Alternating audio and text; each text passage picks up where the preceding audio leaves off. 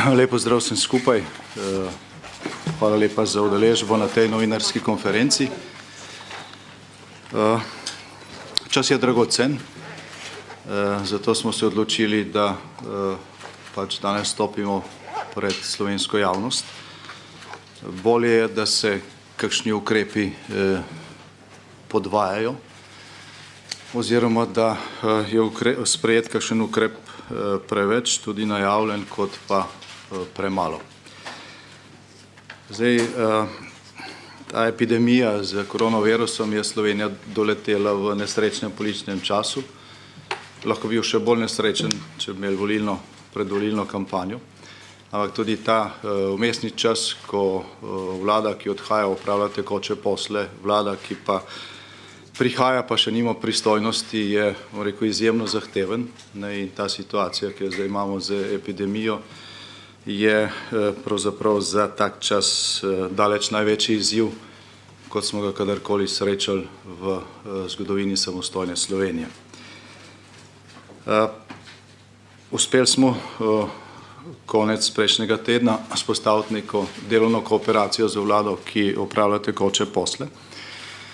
In v tem tednu, ko se pač kandidati za novo vlado predstavljajo tudi v odborih, poteka seveda tudi, kolikor je mogoče na delovni ravni, sodelovanje pri poskusih, da se zajezi širjenje koronavirusa v Sloveniji. Tako smo nekatere ukrepe skupaj načrtovali v ponedeljek, ko je bila seja Sveta za nacionalno varnost. V torek je bil tudi delovni sestanek med nekaterimi ključnimi ministri, ki odhajajo, in ministri, ki prihajajo. Na srečo tudi nekaj takšnih, ki pač tudi ostajajo iz prejšnje garniture, tako da je vsaj ponekod tranzicija lažja.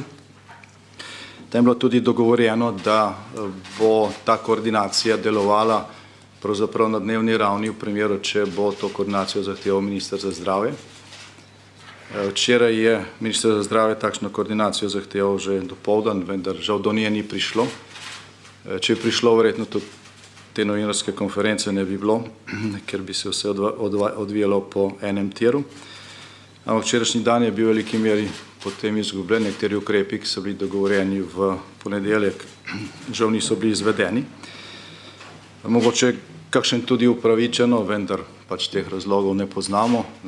Vemo pa, da nekateri, ki niso bili, imajo lahko hude posledice. Časa pač zmanjkuje. Da se vidi tudi, kje je Slovenija v začetku spopada z koronavirusom, s to epidemijo, pač naredila največjo napako, in vse to, kar zdaj počnemo v teh dneh, je v veliki meri tekma s časom, da se nadoknadi tisto, česar pač nismo naredili. Treba tudi povedati, da tudi veliko drugih evropskih držav tukaj zamuja. Je pa seveda dejstvo, da smo tisti, ki smo v neposredni bližini žarišča širjenja virusa v Evropi, se pravi Italija, še posebej izpostavljeni, in so seveda zaradi tega lahko te zamude bistveno dražje pri nas kot kje drugje.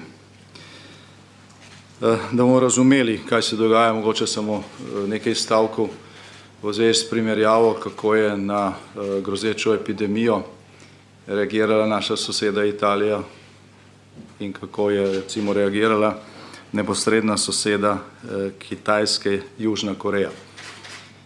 Zdaj takoj v začetku tega leta, ko je postalo znano, da se je pojavil neznan, doslej neznan, vendar zelo nevaren virus oblika SARS-a,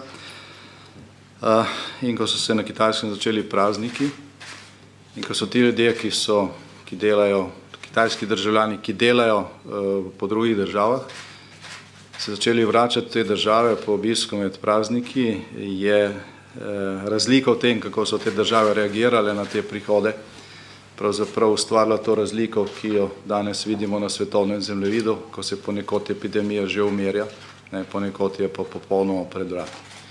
Južna Koreja, v katero je zagotovo prišlo več kitajskih državljanov nazaj po teh počitnicah kot v katerokoli evropsko državo recimo je za vse, ki so iz Kitajske prihajali, pač po novem letu uvedla strog nadzor, karanteno in obsežna testiranja. V Evropi države v glavnem tega niso storile, še posebej ne Italija.